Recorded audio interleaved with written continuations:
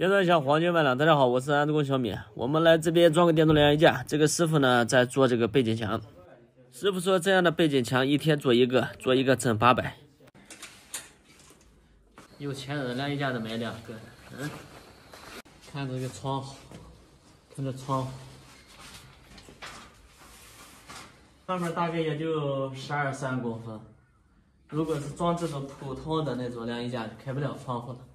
安装师傅其实应该切记这一点，过来先看一下条件，有问题的话立马沟通好，要不然的话就麻烦了。你装上去开不了，就怪谁啊？对吧？商家说安不上去你就给装上去了，开不开窗户你就给装上去了。业主说开不开窗户我能用，那你就是冤大头。这个就是客户之前买的，开不了窗户，换了一个。我们先给它放一边。现在我们拆这一款呢是好太太的一款高端货，这个是超薄款，看这包装多么的精美。这是主机的2个堵头，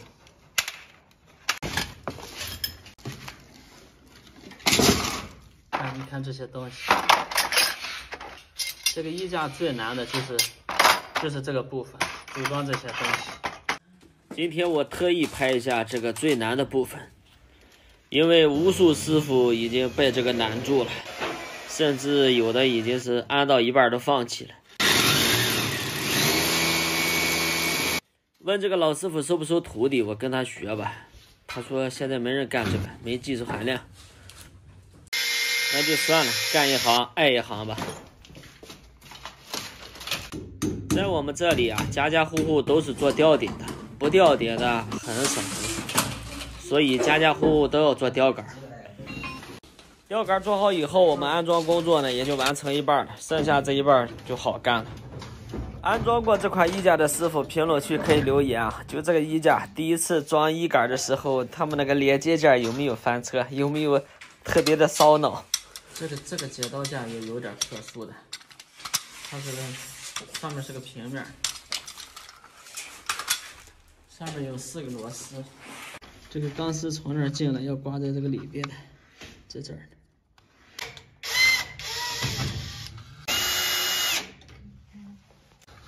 现在好多厂家都把这个挂钢丝这个孔啊，都设计在里边了，挂的时候比较费劲。主机的这个装饰盖呢，它也没有什么卡簧，也没有什么磁铁，它就直接插进去就可以了。上面是有一个槽的，插进去就可以。现在准备上衣杆了，梯子收到一边。先给晾衣架通个电，然后把剪刀架放下来。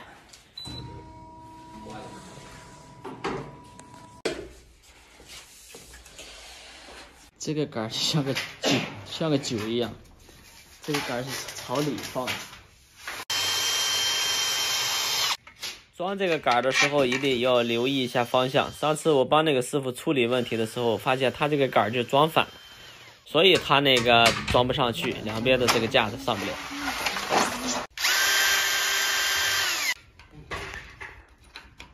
这一片和这一片还有这一片是一个组合件，这个是向外的，这个是向里的，然后它们是这样摞在一起。先把这个固定上去，先把这个固定好。这个是方口，对上去，这个也对上去。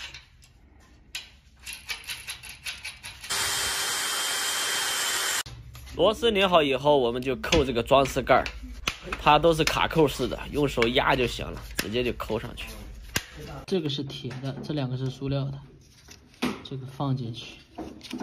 然后这个可以扣上，这就是一个整体。先拆开了，先固定这一个，最后我们扣这个盖儿。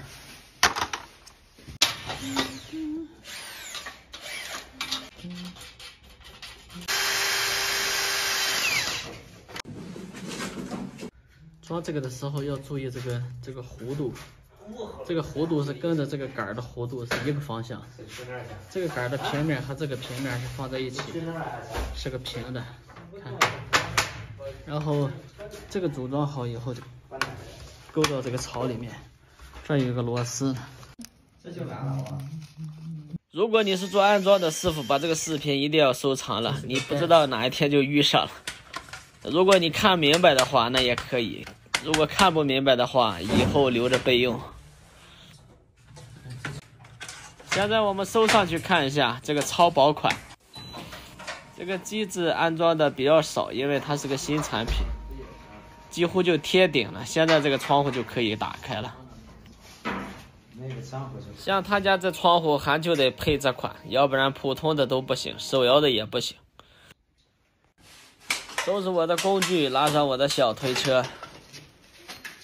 看我小推车开了一个孔，然后挂这个钩，哎，还很完美。做背景墙的师傅也干完了，也在收拾工具。师傅说还要来一次，要拆掉下面那些支撑。